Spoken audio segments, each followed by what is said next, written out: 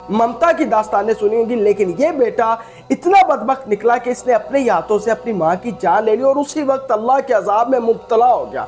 और माँ को हाथ से पकड़कर माँ चिल्लाती रही, चीखती रही कि मैं तुझे छोड़ के नहीं जाना चाहती। माँ को घसीटा घसीट कर जबरदस्ती जब माँ रोई जा रही थी। जब ये वाकया आप सुनेंगे तो आप अपनी आंखों से आंसू नहीं रोक पाएंगे, आपकी नींदें हराम हो जाएंगी। मैं एक मिनट के लिए नहीं सो पाया। किस तरह हम इस मुआशरे में रह रहे हैं। एक बदबख्त बेटे ने अपने ही हाथों से अपनी सगी माँ की जान ले ली और उसी वक्त उस पर अल्लाह का अजाब नाज़िल हो गया। जब ये वाकया आप सुनेंगे तो आप अपनी आंखों से आंसू नहीं रोक पाएंगे, आपकी नींदें हराम हो जाएंगी। किस तरह एक बदबख्त बेटा, दरिंदा सिफ्त बेटा, कोई भी बेटा है, अपनी माँ से तो मोहब्बत करने वाले आपने बेटों की दास्तानें सुनी होंगी, माँ की बेटे के साथ ममता की दास्तानें सुनी होंगी, लेकिन ये बेटा इतना बदबख्त निकला कि इसने अपने ही हाथों से अपनी माँ की जान ले ली और उसी वक्त अल्लाह के अजाब में मुब्तला हो गया। जब ये वाकया मैंने सुना, मेरी नज़रों से गुजरा, यकीन करें मैं एक मिनट के लिए नहीं सो पाया। किस तरह हम इस मुआशरे में रह रहे हैं जिस मुआशरे के अंदर आपके अंदर एक्सेप्टेंस नहीं है। वो बेटा कहाँ से है? बेटे का ताल्लुक जो है वो कराची से है, उसका नाम शफीक है। उसने रमज़ान ट्रांसमिशन जो कि एक निजी चैनल एक्सप्रेस पर फरहान अली वारिस साहब कर रहे हैं और उनके साथ जो कि उनके मेहमान है वो मौलाना आज़ाद जमील साहब हैं। एक कॉल उनको रिसीव होती है शफीक नामी बंदे की जिसका ताल्लुक कराची से है। उसका ये कहना था कि मैं अपनी माँ से माफ़ी मांगना चाहता हूँ, मेरे से बात नहीं हो पा रही। वो रो रहा था और कह रहा था कि मुझे सुकून नहीं मिल पा रहा, मैं सो नहीं पा रहा, मुझे कहीं से भी सुकून, मैं एक बेचैनी में मुब्तला हूँ। मैं अपनी माँ से माफ़ी मांगना चाहता हूँ लेकिन मैं मांग नहीं पा रहा।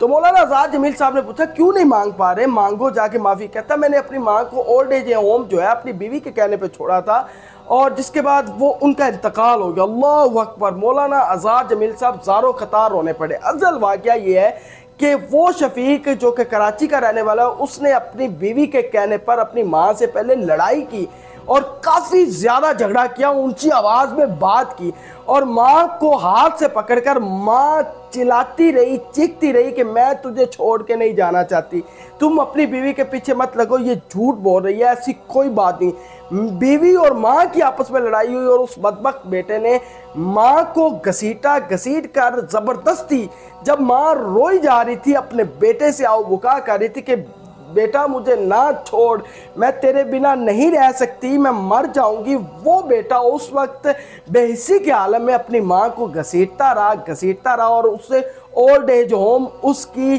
ख्वाहिश के खिलाफ जाकर उसे छोड़ आया और वहाँ भी वो उसके पाँव में बैठी कि मुझे ना छोड़कर जा।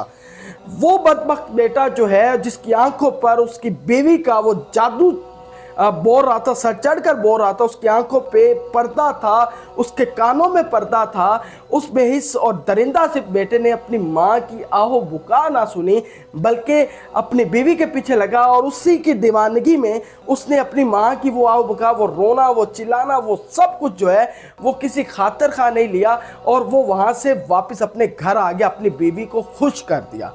अब वो माँ पूरी रात इसी गम में मुब्तला रही कि मेरे बेटे ने मेरे साथ क्या कर दिया, मेरे बेटे ने मेरे साथ ऐसा क्यों कर, जिस बेटे के लिए मैंने रातें जागी हैं, जिस बेटे के लिए मैंने उसकी ज़िंदगी, उसको बड़ा करने के लिए क्या क्या दुख नहीं झेले। वो माँ सारी रात उसी ओल्ड एज होम में रोती रही।